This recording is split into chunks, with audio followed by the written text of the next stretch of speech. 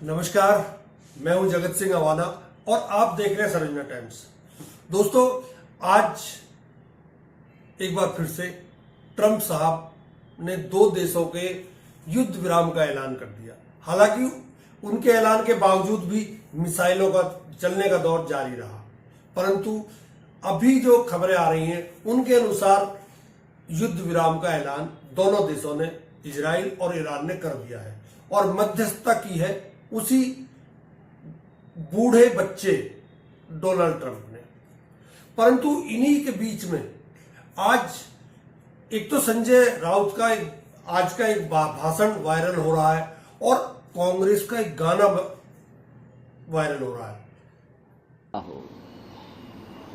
मैं ये नहीं कहूंगा कि किसको घुटने पे लाया है, लेकिन एक देश का और राष्ट्र का अभिमान और स्वाभिमान और हिम्मत क्या होती है, जिगर क्या होती है, ये जरूर ईरान ने दिखाया है। ईरान एक ऐसा राष्ट्र है जो हमेशा भारत देश से इमोशनली जुड़ा हुआ राष्ट्र है। चाहे यूनो हो, चाहे और अंतर्राष्ट्रीय मंच पर ईरान हमेशा हिंदुस्तान के साथ, जब भी हिंदुस्तान संकट में आया तो हिंदुस्तान के साथ खड़ा रहा है। ये भूलना नहीं चाहिए। चाहे कश्मीर का इशू हो, चाहे पाकिस्तान का हो, ईरान हमारे साथ रहा है। तो ईरान ने जो हिम्मत दिखाई है उससे कुछ हमको सीखना चाहिए। हमारे देश के प्रधानमंत्री ने, गृह मंत्री ने, एक देश जो हमसे क्षेत्रफल में छोटा है, लेकिन अमेरिका को नहीं डरा, ट्रंप को नहीं डरा, इजराइल को नहीं डरा, यूरोपियन राष्ट्र को नहीं डरा, किसी को नहीं डरा और अपने स्वाभिमान के लिए लड़ता रहा, लड़ेगा और जीतेगा। ये आज का उनकी स्थिति है। तो ऐसे देशों के साथ हम भी इमोशनली, हमारा देश भी हमेशा जुड़ा हुआ है। डेफिनेटली लेनी चाहिए, घुटने नहीं टेकने चाहिए ना। जब पाकिस्तान के साथ हमारे आर्मी लड़ रही थी और जीतने के कगार पर थी, जैसे हम टीवी पे देख रहे थे, कराची, इस्लामाबाद, लाहौर, हाँ, ये सब चल रहा था जीतने के बाद, तो पीछे क्यों हटे? तो ईरान के नेताओं का जो जज्बा है वो काबिले तारीफ है। ट्रंप ने कहा एक तरफ सीज फायर हो गया है, वही ईरान कह रहा है कि ऐसा कोई समझौता नहीं हुआ है। तो ये तो बहुत बड़ी बात है ना। हमारे बारे में जब ट्रंप ने कहा तो हम चुप बैठे, लेकिन ईरान चुप नहीं बैठा है। यही एक राष्ट्र की आत्मा होती है जो जागती है, और हमारे राष्ट्र के ऊपर हमला होता है तो हम चुप नहीं। कौन हो तुम? कौन हो तुम? कौन हो तुम? कौन कौन कौन कौन कौन कौन कौन? नरेंद्र नाम मेरा, सरेंडर काम मेरा। क्या क्या क्या? मैं डरता ही जाऊं, घबराता ही जाऊं, मैं डरता ही जाऊं, घबराता ही जाऊं, ट्रंप के आगे सरेंडर हो जाऊं, डरते डरते ट्रंप का कॉल उठाऊं, सेना जीते तो सीज फायर कराऊं। नरेंद्र नाम मेरा, सरेंडर काम मेरा, नरेंद्र नाम मेरा, सरेंडर काम मेरा। कोई न जाने क्या मेरा फसाना, ट्रंप का हूँ यारो मैं तो दीवाना। मैं कॉल उठाऊं, मैं थर थर थराऊं, मैं कॉल उठाऊं, मैं थर थर थराऊं, यसर करता ही जाऊं, व्यापार की खातिर समझौता कराऊं, स्वाभिमान बेच के सीज फायर कराऊं। नरेंद्र नाम मेरा, सरेंडर काम मेरा, नरेंद्र नाम मेरा, सरेंडर काम मेरा। आपको बता दें, अमेरिकी राष्ट्रपति डोनाल्ड ट्रंप भारत पाकिस्तान संघर्ष के बीच सीज फायर की मध्यस्थता का दावा 17 बार दुनिया भर में घूम घूम कर स्वयं कर चुके हैं, लेकिन मोदी जी ट्रंप के आंख में आंख डालकर खुद ये तक नहीं कह पा रहे हैं कि डोनाल्ड ट्रंप जी आप झूठ बोल रहे हैं। हालांकि ये वायरल क्यों हो रहे हैं? संजय राउत ने क्या कहा? संजय राउत ने कहा कि दोनों देशों ने बाकायदा बात की है, दोनों देशों ने अपने अपनी शर्तें रखी हैं, दोनों देशों ने अपना अपना हित देखा है। परंतु भारत ने ऐसा नहीं देखा था। भारत ने, डोनाल्ड ट्रंप ने कहा और सीज फायर का ऐलान कर दिया, परंतु वहां ऐसा नहीं हुआ। ऐसा संजय राउत बोल रहे हैं, आपने अभी सुना। दूसरी तरफ कांग्रेस का वो गाना नरेंद्र सरेंडर वाला, उसको पर लोग बड़ी चुटकियां ले रहे हैं। वो कह रहे हैं देखो नरेंद्र ने तो चुपचाप सरेंडर कर दिया था, परंतु ईरान के जो सुप्रीम लीडर है उन्होंने नहीं किया, और इजराइल जो दबा हुआ था वो भी नहीं माना। अब हम आते हैं अपनी आज की मुख्य खबर पर। आखिर आज क्यों ऐसा हुआ कि अचानक अमेरिका के हस्तक्षेप के बाद ईरान भी मान गया और इजराइल भी मान गया कि सीज फायर कर दिया जाए? ये इसलिए है क्योंकि कल रात, आज सुबह की रात, सुबह 4 बजे के करीब ईरान ने कतर में दोहा में अमेरिका का जो एयरबेस है अल उदेद, उस पर अटैक कर दिया। और अटैक से पहले कतर की सरकार को बता दिया कि हम तेरे यहां अटैक करेंगे, क्योंकि कतर और ईरान में आपस में मेलजोल है, आपस में फ्रेंड है वो दोनों देश। तो उन्होंने बताया, उधर अमेरिका कह रहा है कि अटैक तो किया है परंतु हमारा नुकसान नहीं हुआ। 15 मिसाइलें दागी है, जिनमें से 14 को हमने इंटरसेप्ट कर दिया और एक मिसाइल का रास्ता दूसरी तरफ था, वो कहीं और चली गई। चलिए, फायर के ऐलान करने के लिए मशहूर ट्रंप एक बार फिर सामने आए। उन्होंने कहा Israel is great, Iran is great, God bless Israel, God bless Iran, God bless America, God bless world. और उन्होंने कह दिया कि जो 12 दिन युद्ध चला है ये अब समाप्ति पर है और हम सीज फायर का ऐलान करते हैं। और दोनों ही देश मेरे पास आए, सिलसिलेवार तरीके से कई ट्वीट्स उन्होंने किए और कई पोस्ट किए। उन्होंने कहा कि दोनों देश उनके पास आए, इजराइल भी उनके पास आया, ईरान भी उनके पास आया। और उन्होंने कहा कि हम युद्ध विराम चाहते हैं और उसके बाद दोनों देशों में सहमति बनी है और अब युद्ध विराम की ओर दोनों देश बढ़ रहे हैं। लेकिन उसके बाद फिर ट्विस्ट आया कहानी में, और ट्विस्ट ये कि ईरान के विदेश मंत्री की तरफ से 2 पोस्ट आए। पहले ईरान की विदेश मंत्री ने साफ मना कर दिया कि सीज फायर के बारे में कोई अभी फाइनल फैसला नहीं लिया गया है। हाँ, लेकिन ये बात सही है कि सुबह 4 बजे तक हमने दुश्मन पर लगातार हमले किए, ये बोला विदेश मंत्री ने ईरान के। और 4 बजे तक का एक तरह से उन्होंने जो जिस तरह से बात लिखी, ऐसा लग रहा था कि अब ईरान चाहता है कि अब मामले को वो भी अपनी तरफ से खत्म करे। हालांकि यहाँ पर ईरान के विदेश मंत्री ने यह भी कह दिया कि इजराइल अगर हमले रोकता है तो हम भी हमले रोकने के लिए तैयार हैं। मतलब ईरान ने गेंद जो है इजराइल के कोर्ट में डाल दी कि आप हमले पहले रोकिए। हालांकि बाद में ईरान के विदेश मंत्री की तरफ से जिस तरह का ट्वीट आया, उन्होंने आर्म फोर्सेस को, अपने देश की आर्म फोर्सेस को ग्रेटिट्यूड पे किया, थैंक यू बोला, तो ऐसा लगा कि मानो दोनों देशों के बीच सहमति बन गई है सीज फायर को लेकर। लेकिन फिर अचानक से सुबह घटनाक्रम बदल गया दोस्तों। सुबह इजराइल की तरफ से ये देखिए, ये ट्वीट शेयर किया गया है, बहुत ही इंपॉर्टेंट ट्वीट है ये दोस्तों। इजराइल डिफेंस फोर्सेस की तरफ से ये जानकारी दी गई है। Siren sounding in Israel due to a missile launch from Iran. Iran ने सुबह फिर इजराइल पर मिसाइल लॉन्च कर दी। मतलब ट्रंप के सीज फायर को ठुकरा दिया है खामेनेई ने। और तो और दोस्तों, ये तस्वीरें देखिए आज सुबह इजराइल से निकल कर आई हैं। जो मिसाइल दागी ईरान ने इजराइल पर, उससे एक बार फिर से इजराइल में धुआं हो गया। मतलब आप कह सकते हैं कि रात तक, देर सुबह कह लीजिए, रात कह लीजिए, सुबह 4 बजे तक ट्रंप जिस सीज फायर का ऐलान कर रहे थे, सुबह पौ फटते फटते उस सीज फायर की धज्जियां उड़ गई और धज्जियां उड़ा दी ईरान ने। ईरान ने कह दिया कि अभी वो शांत होने वालों में से नहीं है, वो हमले जारी रखे। आप कह सकते हैं एग्रेसिव, बहुत ही एक तरह से गुस्से से भरा हुआ पोस्ट आप इसे कह सकते हैं। खामेनेई की तरफ से ये पोस्ट शेयर किया गया जिसमें अमेरिका का जो झंडा है जलते हुए दिखाया गया है फारसी में। खामेनेई ने यहाँ पर बकायदा देखिए पूरा पोस्ट लिखा है, अमेरिका का झंडा यहाँ पर दिखाई दे रहा है और वो कहते हैं, हमने किसी को नुकसान नहीं पहुंचाया और हम किसी भी परिस्थिति में किसी से भी कोई उत्पीड़न स्वीकार नहीं करेंगे। हम किसी के उत्पीड़न के आगे नहीं झुकेंगे। यही ईरानी राष्ट्र का लॉजिक है। फारसी में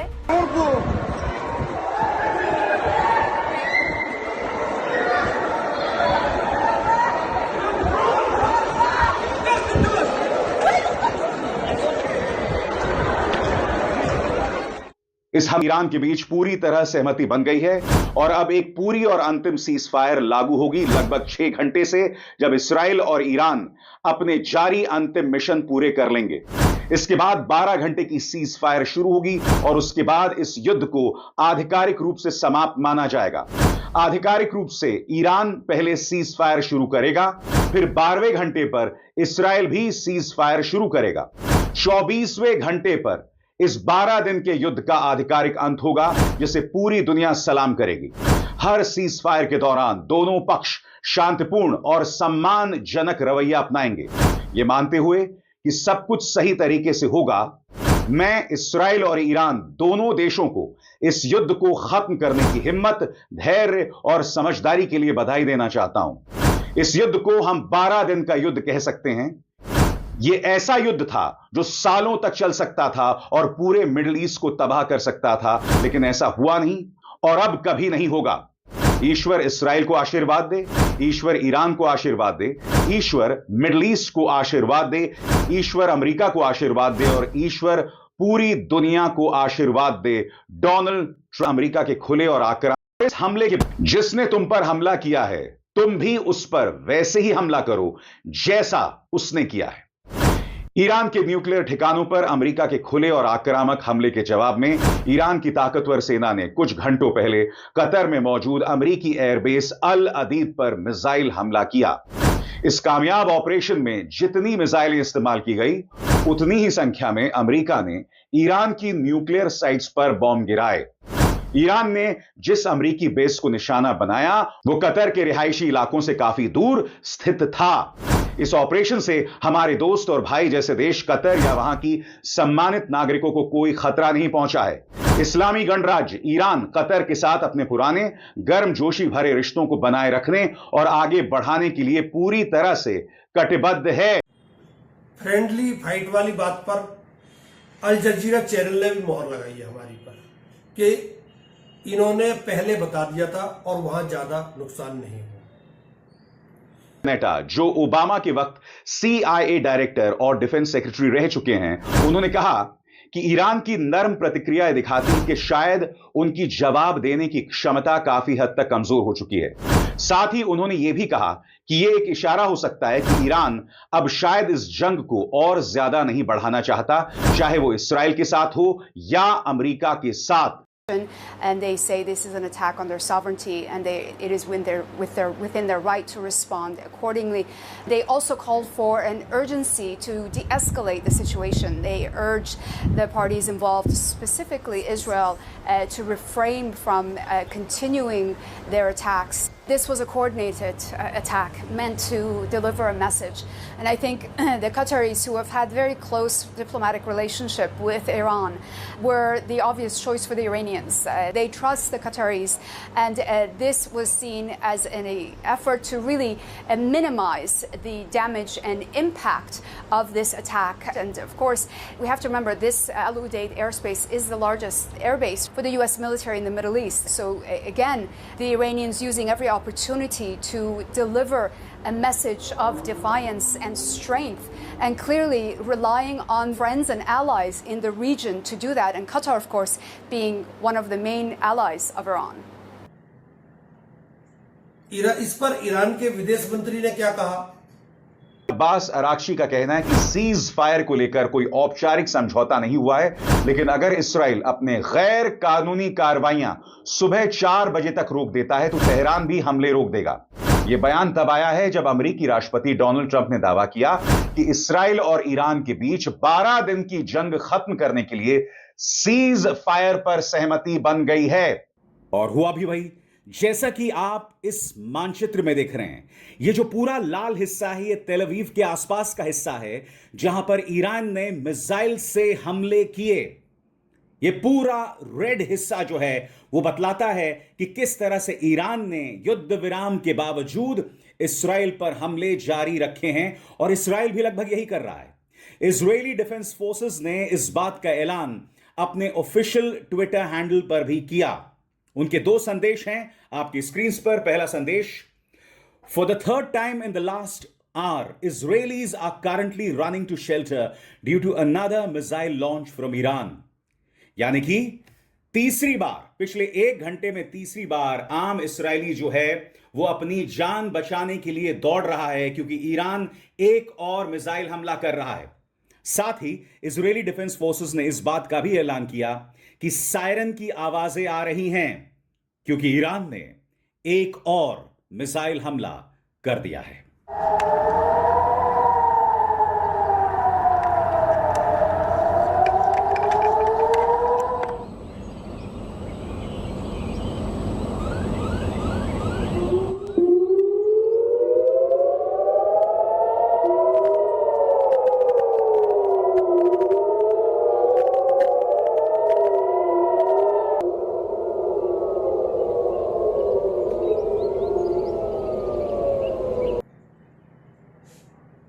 एक और खबर आ रही है, अभी इस खबर की पुष्टि नहीं हो पाई है कि इसका अमेरिका का एक एयरबेस इराक में भी है, उस पर भी अटैक हुआ है, उसके एयरबेस पर भी अटैक हुआ है।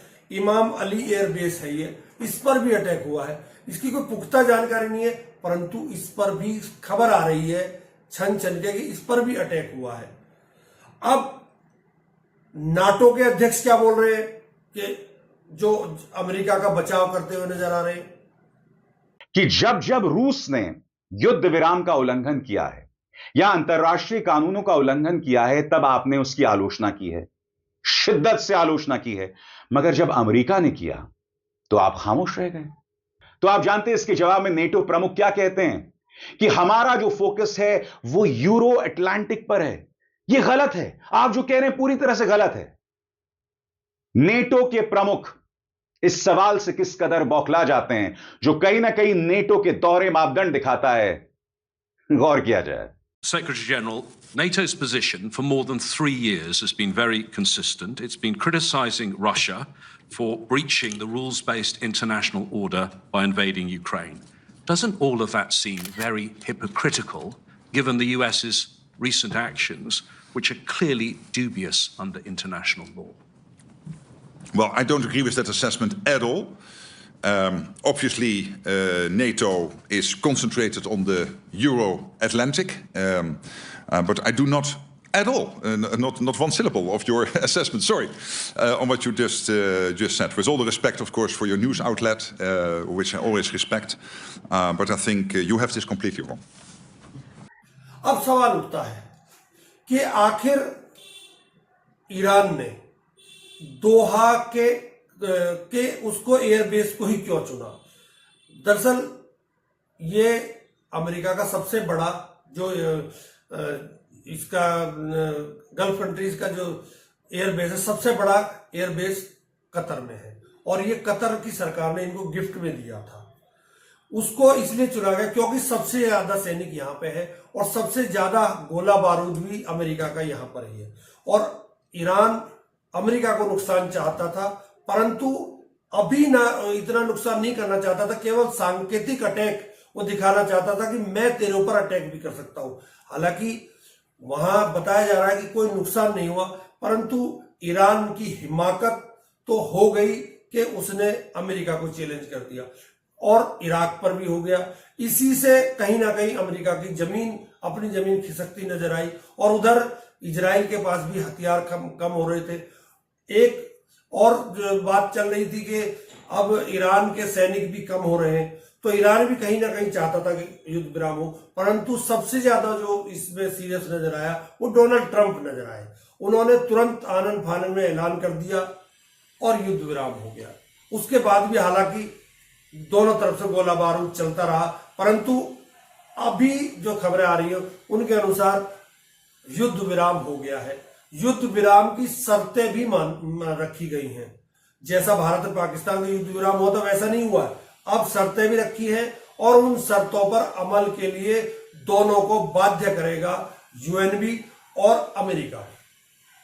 कौन कितना मानेगा कितना नहीं मानेगा ये तो आने वाला वक्त बताएगा, परंतु आज की जो हॉट खबरें हैं वो ये है कि कांग्रेस का गाना वायरल हो रहा है और संजय राउत वायरल हो रहे हैं, और ट्रंप एक बार फिर से बेबी ट्रंप फिर से एक बार सामने आए हैं और उन्होंने युद्ध विराम का ऐलान किया है। क्या होगा आने वाला वक्त बताएगा, परंतु आज तो लगता है युद्ध विराम हो ही गया। बहुत बहुत धन्यवाद, नमस्कार।